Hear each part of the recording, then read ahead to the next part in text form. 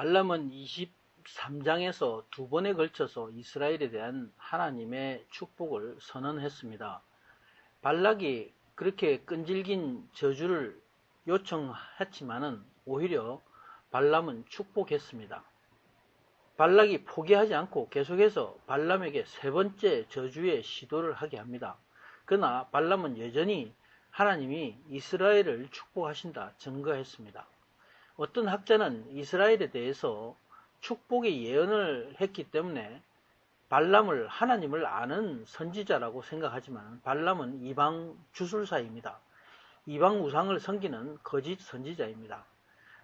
하나님이 강권적으로 발람에게 개입해서 그 입을 통해 이스라엘을 축복하게 한 것입니다. 오늘 본문은 발람이 이스라엘에 대한 미래의 예언을 하고 있습니다. 발람의 고백은 영의 눈을 떠서 하나님이 임재하심으로 그 말씀을 대언한 것입니다. 지난 본문은 발락을 향해서 이스라엘의 축복을 선포한 말씀입니다. 오늘은 자기 자신을 향해서 이스라엘의 축복을 선포하고 있습니다. 발락이 이번에도 다른 곳으로 인도해서 발람이 이스라엘을 저주할 것을 기대합니다. 이곳에서 혹시 모압을 위해서 저주할 것을 하나님이 허락하실지 모른다 말합니다. 발락이 발람을 인도해서 광야가 보이는 부올산 꼭대기로 올라갑니다. 부올산은 비스가 산과 함께 아바림 산맥의 한 봉우리입니다. 발락의 이런 끈질긴 노력은 바로 우상을 향한 신념에서 온 것입니다. 하나님을 알지 못하는 사람들은 이렇게 우상을 섬기며 그릇된 고집으로 살게 됩니다. 이 세상의 어두운 영에 잡혀 사는 어리석은 종교인의 모습을 우리는 보게 됩니다. 이전과 똑같이 발람이 발락에게 7개의 바알 단을 쌓고 숫송아지 7과 수양 7마리로 제사드리게 합니다. 이에 발락이 발람의 말대로 합니다.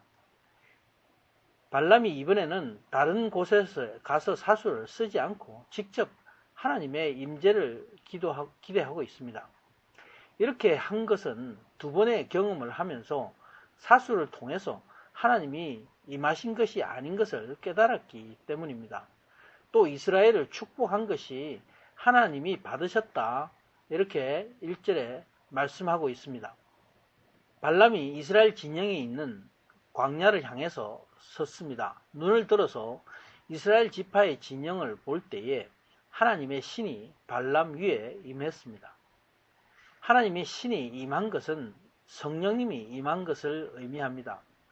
이때 발람에게 성령님이 임했다는 것은 성령님이 그 안에서 일하신 것이 아니라 그 위에서 역사하신 것입니다. 예수님이 이 땅에 오셔서 십자가에 달리심으로 믿는 자 안에 성령님이 임하십니다. 이때 성령의 외적인 역사로 발람이 영의 눈을 뜨게 됩니다. 발람이 노래를 지어서 성령님의 감동으로 예언을 합니다. 자기 자신을 가리켜서 발람은 먼저 눈을 감았던 자라고 말씀합니다. 그런데 이제는 하나님의 말씀을 듣고 하나님의 이상을 보는 자가 되었다 말합니다. 또 엎드려서 눈을 뜬 자라 이렇게 말씀을 하고 있습니다. 이는 발람에게 성령이 임해서 하나님께 사로잡힌 모습입니다. 주술과 어둠 가운데 있었던 발람이 이제 하나님의 권능으로 자신이 깨닫고 듣고 보게 되었다 말씀합니다. 그러나 여기서 발람의 깨달은 것은 회개로 인한 것이 아닙니다.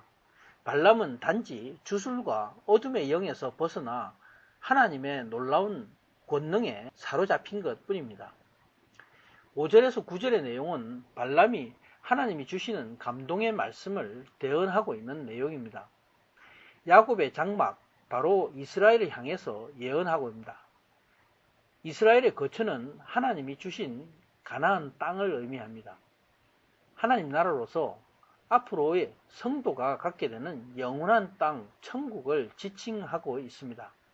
그 나라가 얼마나 아름다운가, 영의 눈을 떠서 앞으로 이스라엘이 갖게 되는 영광을 그리고 있습니다. 그 벌어짐이 골짜기와 같으며 강가의 동산과 같다 말씀합니다. 하나님이 심으신 침향목과 물가의 백향목들과 같다 탄식하고 있습니다. 발람은 이스라엘의 영광을 보면서 한편 경탄하면서 자기 스스로에게는 탄식이 나오고 있는 것입니다. 그 왕이 아각보다 높으니 그 나라가 진흥하리라 예언합니다. 여기 아각 왕은 아멜렉의 왕을 일컫는 말입니다. 아멜렉은 출애굽기 17장에서 이스라엘이 애굽에 나왔을 때 처음 이스라엘을 공격했습니다. 그리고 여러 곳에서 이스라엘의 출입을 방해한 민족입니다. 여기서 아각 왕은 이스라엘의 적대 세력으로 하나님 나라를 대적하는 어둠의 세력을 상징하고 있습니다. 70인 역에서는 아각이 곡이라고 기록이 되어 있어서 아각은 곡의 오역이라고 주장하기도 합니다. 7절에 그 통에는 물이 넘치고 그 종자는 많은 물가에 있다 말씀합니다. 그 통은 물을 담는 통인데 언제나 물을 넘치도록 하나님이 이스라엘에게 생명을 공급하시는 것을 말씀합니다. 종자는 씨입니다. 이 씨는 하나님 나라의 동산에 심어지고 자라서 많은 열매들로 열매 맺을 것을 지칭합니다. 이 씨는 하나님의 말씀과 같이 믿음으로 하나님 나라의 백성들에게 심어져서 열매 맺는 것을 의미합니다. 생명의 물가에서 성장하는 하나님 나라의 백성들을 예표하고 있습니다.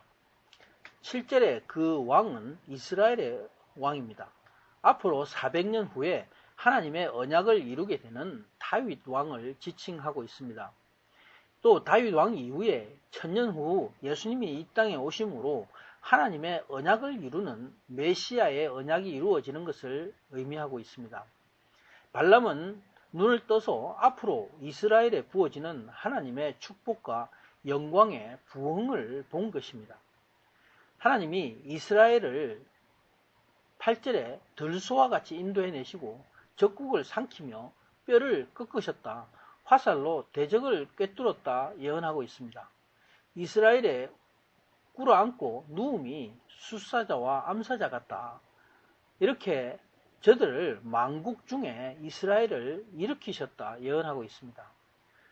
그래서 이스라엘을 축복하는 자마다 복을 받고 저주하는 자마다 저주를 받을 것이다 예언합니다. 이에 발락이 발람의 축복에 심히 노합니다. 손뼉을 쳤다는 것은 심한 분노와 모욕을 표현한 것입니다. 발락이 재물과 명예를 주면서 이스라엘을 저주하라고 발람을 붙는데 3번이나 축복했다 말합니다. 이제 발람에 대한 모든 기대를 포기하고 그를 돌아가게 합니다.